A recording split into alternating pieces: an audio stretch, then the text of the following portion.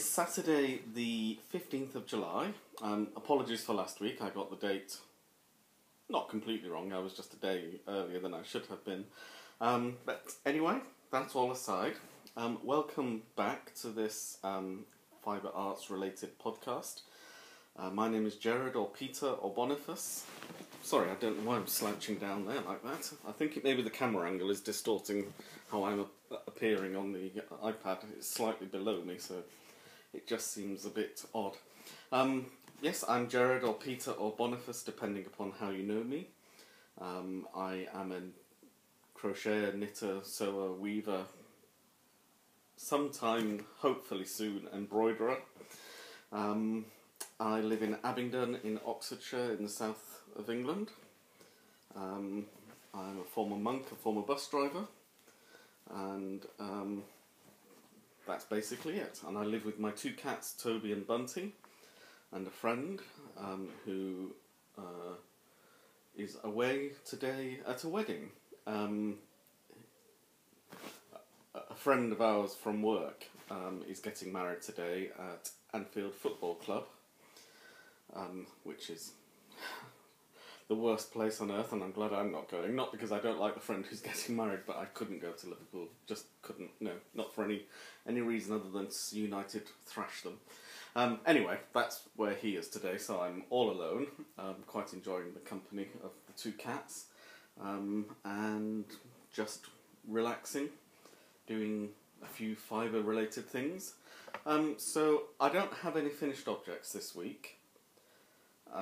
And I've made a little bit of progress on particular socks, but I've not done as much as I possibly would have liked to have done this week. There are significant changes coming up in my life, at work and elsewhere, and I'm just working through those changes at the moment, so that's taking a bit of my quite a lot of my attention and energy. Sorry, Toby's just trying to get hold of.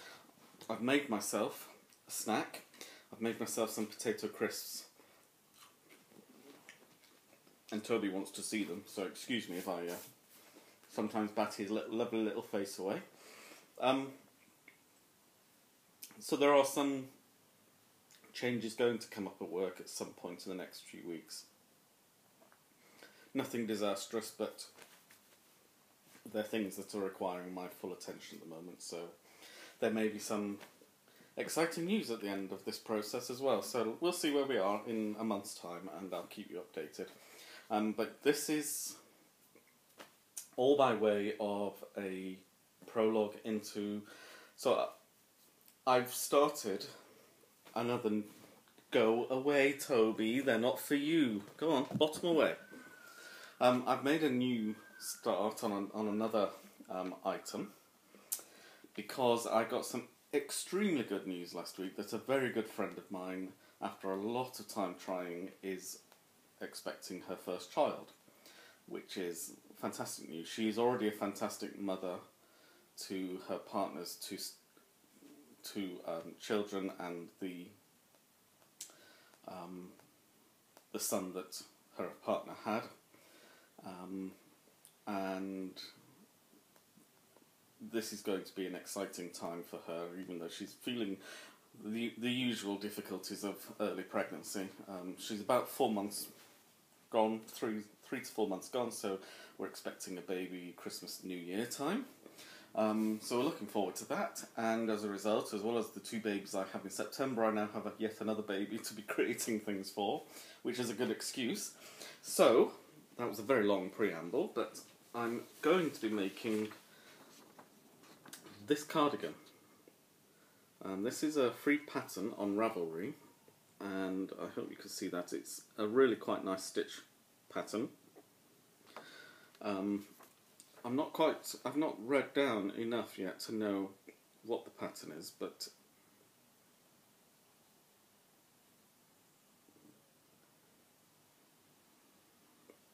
yes, I've no idea what I think it's a slip stitch pattern, but I'm really quite looking forward to finishing it. So I've started on this, and rather than buy some new yarn for it. I've dug into my stash because, as I've mentioned previously, my mother was a prolific knitter in her day, and she now suffers from Alzheimer's, which is very sad on a number of levels, not least of which is the fact that she no longer has the capability of doing the sewing and knitting and other craft-related things that she very much enjoyed doing. And I vividly remember, I can't recall a time when my mother wasn't knitting some item of clothing for some baby, either her own, her grandchildren, or indeed friends and other members of the family's children. So when she stopped being able to knit, we did it quite quietly so that she wasn't aware it happened, but my brother gave me her remaining balls of yarn, and there was this lovely Aran weight yarn called Moby Aran from King Cole, and it's a sorry, I'm just reading the percentage. It's 85% acrylic, and it's a very soft acrylic, but 15% lamb's wool. And it's a lovely, it's a variegated yarn rather than, I don't know if that's going to, I think it may be, I'll try and hold a cushion up, and that's better. You can now see the light, see it without the light blunching it out. So you can see it's lots of very soft tones of colour, pinks and greens and blues, on what's effectively a cream background, but has a very strong presence of green, which is giving it a lovely green tinge. So I started in that, and it's a lovely yarn to work with. It's very soft and incredibly squishy, and it's baby soft, and I think it's going to make quite a lovely pattern in its own right with the colours anyway. And I was discussing this with one of my friends today about colours of yarn, and she, like me, quite likes these variegated yarns or the tonal yarns rather than the solid colours. It's quite nice to have a yarn which has these subtle changes within the yarn itself, particularly if you're doing a fairly straightforward pattern with not much decoration in itself. And she's making herself at the moment a cardigan, and it's a lovely simple cable pattern on both sides of the back, but the and it's an attractive cable pattern, but the yarn itself isn't just a solid colour. It's got flecks of different colours, almost like a tweed-like flecking of different colour, different tones of colour, but also different shades within those tones. And it's a really very pretty yarn, and it's not so busy as to detract from the cabling, but it is busy enough, I think she was saying herself, that it makes it interesting. It's nice to knit with. And I'm very much of the same school, and it seems my mother was very much of the same school as well, so this is something that I've heard other podcasters mention, and that they prefer tonals to solids in that sense. So I've made a start. Although it's baby clothes I'm making, I'm using my Walking Dead. So that's Rick's gun and Daryl's crossbow, a zombie, and Carl's, well, was Rick's, now Carl's deputy sheriff's hat. So, I mean, obviously they're just marking the raglan increases for the back and sides. It's a single construction with just a pick up at the end for the shawl, collar and button band. And speaking of buttons, my mother also often bought buttons, and I've not had to buy many buttons myself, but I thought these really look just the part, and they're so adorably cute. So these 6 little bunny rabbits will be the buttons on the button band. They're hand painted. I'm just reading the...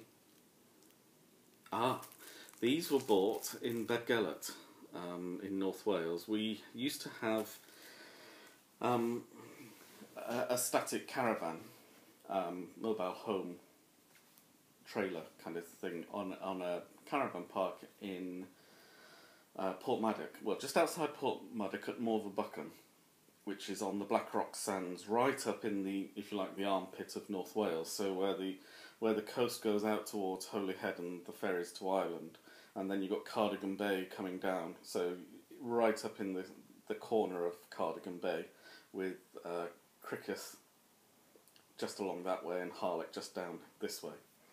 And Beddgelert is inland in North Wales, near Snowdon, on the way to Snowdonia. And we used to go there quite often. There's a very nice little church there, and it's actually quite a nice place to walk around. And it's the place where the writer of Rupert Bear used to live. So there are all things Rupert associated, but there's lots of little, I recall there are lots of little trinket shops, and she's obviously seen these and thought, oh, I'll have those. And they're hand painted, very simply, naively carved, which I think makes them exactly the right kind of thing for a child's cardigan. So they will be the final put on. Excuse me. Very crunchy. So, I forgot to mention, my drink today is Copperberg cider, mixed fruits, on special offer at Waitrose at the moment. And it's very tasty. Excuse me. Just my early evening, late afternoon snack. So that's the only new work in progress, and I've done about 6, 7, actually I think 8. I've done 8 rows on that so far, so this will hopefully knit up quite quickly as well. Being a small size, it's for 6 to 12 months. So I should get a long way with that in the next day or two anyway. And I think I may focus, I quite like the style and the pattern that I'm using, so I may focus on doing that for the next day or so and just get most of it done. And the needles I'm using are my Chinese cheap set. I call them that because they really are cheap, but they're such, I've mentioned this many times, they're such lovely things to use, and because the yarn is an Aran weight, I'm using a size 5mm needle on this occasion.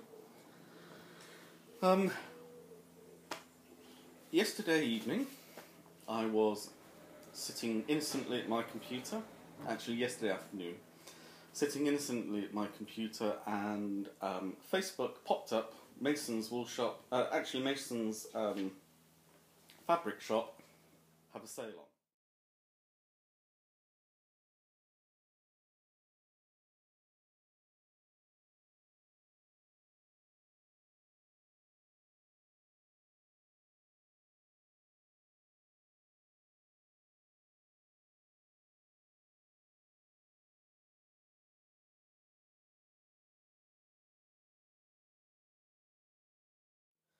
So I thought, oh, I don't really need any fabric at the moment, but I'll go and see what they've got.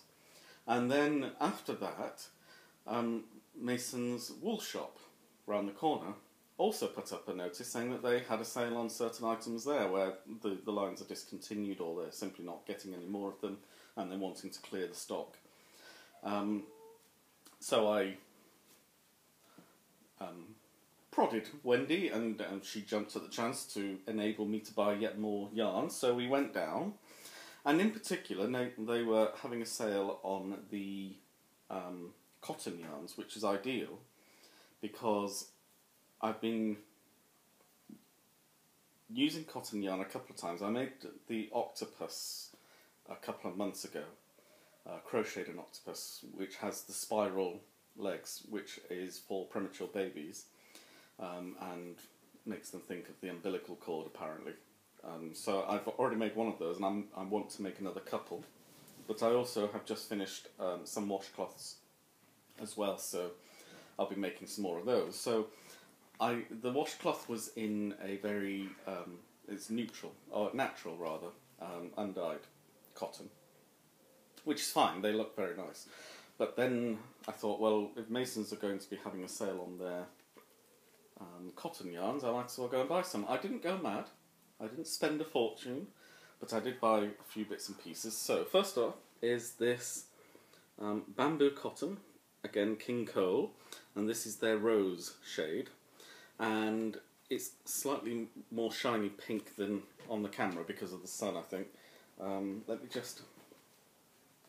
I find that if you make the light, yes, so you can see from the this end here, that's more the colour it is without the shine. I mean, cotton yarn always has a bit of a lustre. It's not as shiny as it is at that end. That's reflecting an awful lot of light, more than is visible to my eye, certainly on the camera. I don't know why it's called bamboo cotton. It's because it's 52% cotton and 48% bamboo. That makes sense. So it's clearly the bamboo fibres, which are still natural plant fibres, but I suppose they're much more like cellulose. So they'll give a little bit more strength, I guess, to the actual bamboo, to the actual cotton. I've never used this before. It's 4-ply, and because of that, I was thinking these might make a nice pair of socks. Not necessarily for me, but I just thought that's quite a nice sock yarn, and I may make some socks for people for Christmas. Or birthdays that are coming up at the end of the year and the beginning of next year as well. And then I saw some of this Red Hearts Miami, which is 100% cotton, and this is their orange, 250 gram balls, and this is light worsted, so what we would call DK. So it's size 3 in the Red Heart sizing system. So this will be, I could make 2 octopods from this, or an octopus and a larger washcloth, perhaps, something like that. I've not decided. These are just ideas. And I also then bought 2 balls of the Adriafil Keope, which is their navy, and I've caked one up ready for use. This is really rather nice, and this is also 100% cotton, Egyptian cotton, this one. If my Italian is up to it, Puro Cotone Egiziano, yes, that's Egypt. Must be Egypt, sounds like Egypt. So that was all the cotton that I bought. And then I previously, you'll remember I've had Karen cakes, and which I bought from Hobbycraft. I bought one, and then Sirdar brought out their colour wheel, which was a DK wool and acrylic mixture, and then Woolcraft, which brought out their 200 gram cakes of Aran weight wool, which I think were very similar to and possibly are the same thing as the Karen cake, but for UK distribution. And then recently, Stylecraft have brought out their own cake. This is 100% acrylic. This is a 150 gram ball, and the colourway is Licorice Swirl, and it's a light grey, medium grey and black banded yarn. I have a pattern in mind for this, which is a Stacey Perry pattern on Very Pink Knits, where it's actually a pattern for anything from a scarf all the way up to a blanket, and everything in between, because it's a 5-stitch repeat, so you can have cast on as many stitches as you like, and then just make it using the 5-stitch repeat for every line. And her recommendation is to use it with it helps to demonstrate the particular qualities of the yarn that you use. The pattern is such that it brings those qualities of the yarn to the fore. And I do have someone I want to make a scarf for, so I think this will actually be a scarf using that pattern. And when I start making it, I will put a link. In fact, I may even put the link on here anyway, so that you can see what I mean. But there are lots of different colourways for this Starcraft Special, which is their acrylic brand. But most of them I've already got similar or have used similar colourways in the other cakes that I've mentioned, which is why I went for this. I quite like the idea of working with darker or more neutral colours like this, and I haven't used anything like that before, so I think I'll let you know how I get on with that. But that, I believe, is a DK weight because it's their Starcraft Special brand. Yes, it's DK weight. And their Starcraft Special it's an acrylic yarn, but it just feels so lovely. It's so soft. It has none of that plasticky feel that you get with some acrylic yarns. I've mentioned this before a number of times. And for the price, I don't think there is a better acrylic yarn on the market than Starcraft Special, and I thoroughly recommend it. It's a very affordable way to buy yarn, and not everybody can afford to be paying £40–60 for a jumper. And there's also, and I think I've mentioned this before, but there is also a tendency, well, not tendency, but when you're making items for other people, not everybody knows how to care for woolen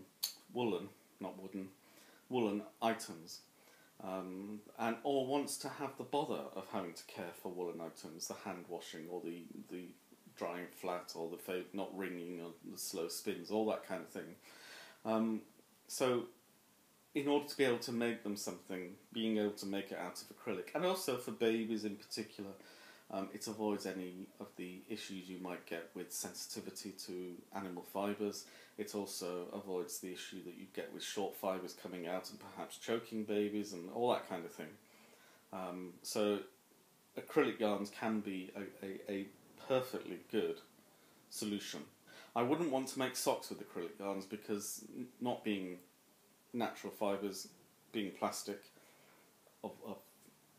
no matter how soft they are, putting my feet into plastic bags effectively doesn't seem to me a very good idea. So that's why I wouldn't use them for something like socks, but for something like jumpers, or cardigans, scarves, hats, gloves, no problem at all. In fact, it may even be that they're better. And certainly last year when I made a really rather nice blanket that was made out of entirely Starcraft Special yarns, and it means that the person I gave it to can just pop it in the washing machine and it's going to be fine. The colours aren't going to run, there's going to be no issues about everything shrinking up suddenly, and it just takes away all of those potential issues. Anyway, the final item I bought is some Wendy Mode. Now, apparently this yarn has been discontinued by Wendy, which is why they were selling it off cheap. Once, as they said on the sign, once it's gone, it's gone. I bought 2 balls of this, and this is a 50% merino, 50% acrylic, and again is very, very soft. But because of the acrylic, it's machine washable and usable by people who perhaps, cool machine wash. I think these are 50. Yes, these are 50-gram balls. So I bought 2 of them, and again, I know what I want to make with this for somebody, but I'm not going to say what because they may watch this video, and I don't want to spoil the surprise. But they'll know what it is when they get it, and I'll let you know what it is once it's done. So that was my acquisitions. there were lots of other things I could have bought, but I was very good, because I may go back and get some more of the cottons, because they are £2 a ball at the moment, and I know I'm going to use them, but I do have limited storage, so I do have to be careful not to just buy. Particularly because the other issue with having a stash sometimes is that when you go into a shop to buy the yarn, everything catches your eye, and you touch and you stroke and squeeze, and you think about how you might use it, and then you have the pleasure of bringing it home, and it maybe caking it up if you're going to use it straight away. But as often as not, it goes into a box, and then you forget you've got it. You don't forget you have it so much as the fact you have it isn't at the forefront of your mind. And so when you come to start a project, unless you actually have the discipline to get your boxes out and have a look in there and see what you've got, it can very easily become something that you've acquired, and it's an acquisition, and it's sitting there, but you never actually think to use the acquisition. So I think what I need to do is use Ravelry better. Excuse me. I do tend to put my projects onto Ravelry as I start them, and the wool that or the yarn that I'm using from Stash. Occasionally I will buy something specifically, and so it won't be in Stash, but 9 times out of 10, 99 times out of 100, it will be something that's already there. But I probably need to start thinking about using the queue function better, where I start to plan my future projects as well as update the current ones. I don't have many notes on my projects in Ravelry because I tend to follow the pattern. Where I've devised a pattern for myself, I tend not to even put it on Ravelry, which is not very good of me, and I need to maybe just sit down. I do write up my patterns. I have them on my computer, I write them in a Word document, but I write them in a way that I can understand them, so they're not necessarily patterns that in their current form could just be transferred to Ravelry for other people to use. But where I'm using somebody else's pattern, in most cases, for the most part, I will simply follow the pattern as written. I know more experienced knitters and crocheters will, or people who know that their body shape needs somewhere between two of the sizes at different parts of an item, usually cardigans, jumpers, that kind of thing. So the sleeves might need to be slightly longer or slightly shorter because their arm length is just slightly at odds with the other measurements of the garments. And they're experienced enough to do that, and they put those notes in their project page in the bottom, and it's very good. It gives you the option to do that.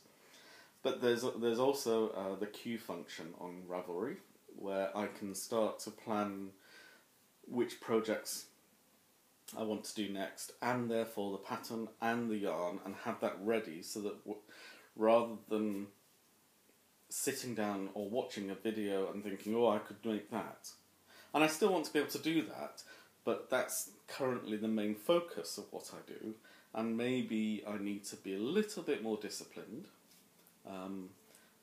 and just try and plan a little better, because I always get everything done eventually, and usually ahead of the schedule. But I just sometimes think maybe I could be a little bit more organised about the way in which I do it. So I will try. I will start to try and use the queue function on Ravelry as well. And I also want to take part more in the online forums within Ravelry. But there seems to be quite a strong community there, and it would be nice to be part of that, because I have my friend Wendy, who lives in the next building, and so I'm able to talk about my projects with her, and she's able to talk about her projects with me, and we can sometimes say whether we think we need to maybe change something about the way we're doing it, or we'll just float ideas past each other. But it can be a very isolating, a very not isolating, it's a very solitary occupation. I tend to sit in my room with the cats, but on my own, and just do the thing that I'm doing, or I'm sitting on the bus on my own doing the thing I'm doing, or I'm sitting in my office on my own at lunchtime doing the thing I'm doing. So having more of a community to share things with. And I think the other thing I probably need to do is sign myself up for one of the classes at Mason's, the local yarn store. I don't necessarily need the class, although it's always good to have someone that you can ask the questions of. But what you do is build a community network within your local crafting community, which I've also got a little bit of that on Facebook, in that I belong to a crafters group, but that tends to be that we post finished objects there, and people say how lovely they are, which is always very gratifying, don't get me wrong, but it's not really quite that kind of solving problems community. Because with the best will in the world, when you read a pattern, it sometimes just doesn't go in how you're supposed to do something, and as soon as somebody says, no, it means this, you think, well, of course it means that, what else could it possibly have meant? And we've all been there, we've all had that experience, and sometimes you just need another pair of eyes to say, no, you're reading that wrong, read it like this, and then you say, yes, of course, that's exactly what I should be doing. So I think I will try and become more involved than I have been. I think I'm about to get some more time on my hands anyway, so that will be an option. Well, that's it in terms of yarn talk today, as it were. As I showed you, I have some very nice potato crisps here, which I've just made for myself. And I did actually bring my kitchen equipment in, because I have a mandolin grater, which allows you to cut very thin slices of vegetables, evenly thin. But I tend, when I'm making potato crisps, after I've peeled the potatoes, I tend to actually continue with the Y-shaped peeler and just peel off strips of the potato flesh. And the reason I do that is I find that the mandolin grater tends to make the potato slices just a little bit too thick to be crisps. They're perfectly nice, but they're more of the sautéed potato thickness, or dauphinoise style potato. Whereas with the individual strips of potato, you get quite a nice thin crisp at the end. And I just put a small amount of oil in the bottom of a high-sided saucepan and drop a few strips in, fry those off, put them onto paper towels, salt them a little bit, and then fry some more. And that's 2 potatoes worth of potato crisps. They won't keep, but I'll eat those tonight while I'm watching the film and drinking my beer. And it takes 15 minutes at most, and it's just at least with eating these, I know exactly what's in there. It's potato, salt, and vegetable fat, and nothing else, because nothing else has gone into it. So it's just a way of keeping control over what you're eating. But I just thought I'd mention those 2 things. I've mentioned the last couple of weeks that I've been talking about Doctor Who, and the BBC has announced that following tomorrow's men's Wimbledon final on BBC One, they will be announcing who the 13th Doctor is. And for those of us who are interested, this is big news, and I'm quite looking forward to it. And there seem to be 2 favourites, a man and a woman. It has been established in the last 4 or 5 years that a Time Lord can regenerate into either a male or a female, and a white Time Lord can become a black Time Lord and all that kind of thing. I mean, it's science fiction, they can do anything they like, but it has now been firmly established that this can happen. So it will be interesting tomorrow to see. But I was just thinking, there are a few significant characters in British fiction. Robin Hood, Sherlock Holmes, Doctor Who are three that spring to mind as being kind of folklorish heroes. And I guess Miss Marple and Hercule Poirot probably also fall into the same category, although of course Hercule Poirot being the significant one there in that he isn't British. Technically neither is Doctor Who, but the actor who plays Doctor Who is always playing British. He always speaks with an English or Scottish or Welsh accent, so he is effectively British. And I watch a lot of The Big Bang Theory, which is a very funny comedy about nerds, scientific nerds as it happens. They're all eminent scientists, but they have very childlike interests in comic books in particular. American comic books, obviously.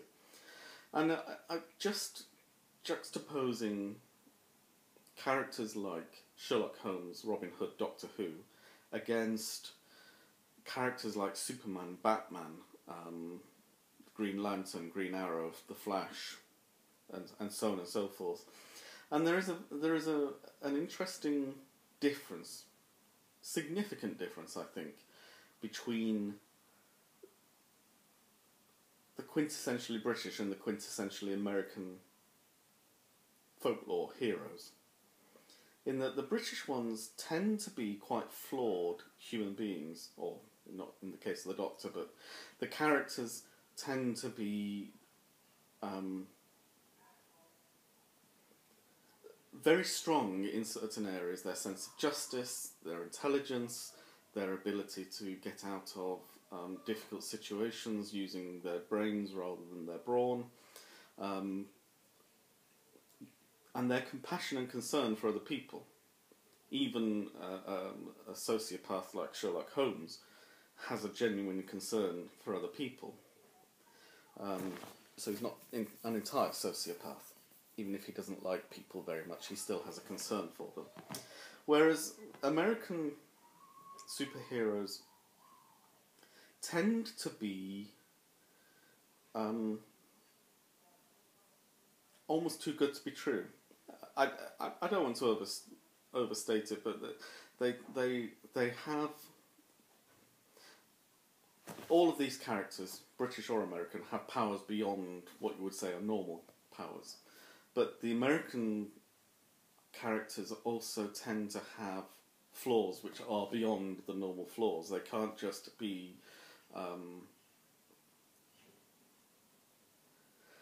it's difficult to express what I'm saying, really. There is a difference, and it's Superman and Captain America. They are just unimpeachably good. Batman is carrying with him a terrible burden.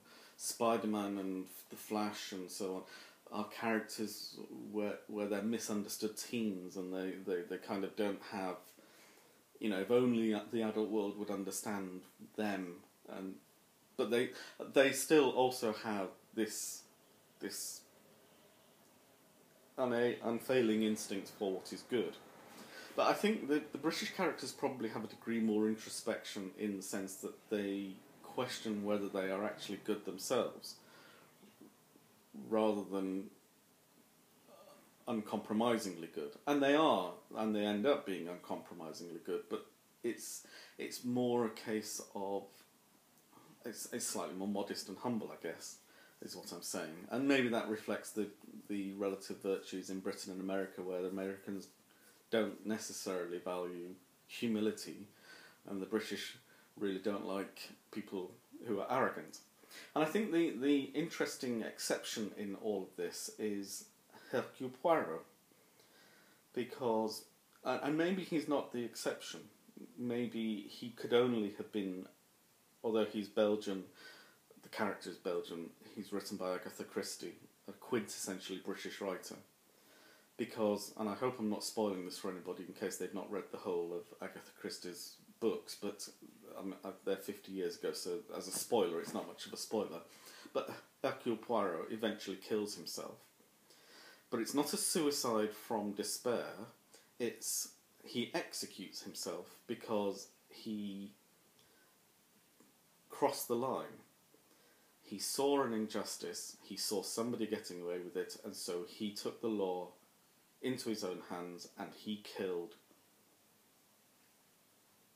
this criminal. And because of that, he had to die as well. And I know this sounds really quite dark and heavy, but I think actually it makes an important point.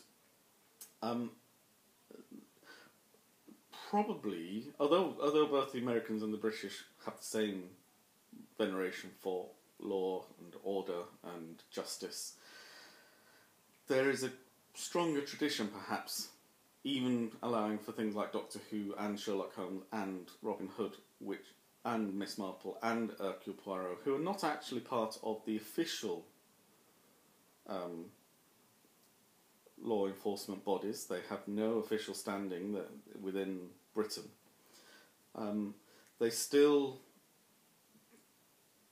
embody that sense that they will fight injustice, but they will fight it within the rules themselves. Whereas there is this stronger American tradition of the posse of vigilante justice, if you like, the right of the citizenry to bear arms against tyranny. And it's an interesting comparison of two peoples which are broadly the same.